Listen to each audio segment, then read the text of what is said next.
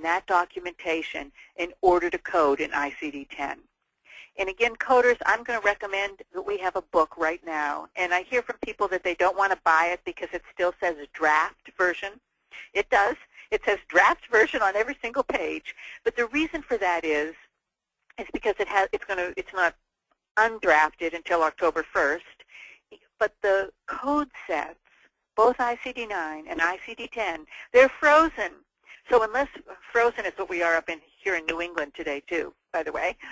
But unless there's some new virus or new condition that is identified, then they're not going to make changes. So go ahead and buy an ICD-10 book. And then try to code from the documentation, and that's what you're going to do, is give your providers some specific information about what we would have needed in the system to code that in ICD-10.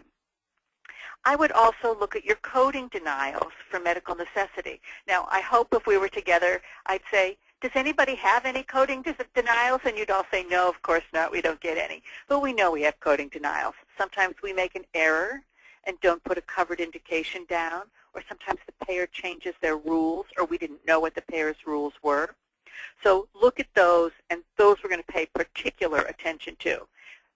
Because the payer pays us based on our CPT code, but often denies us based on our diagnosis code.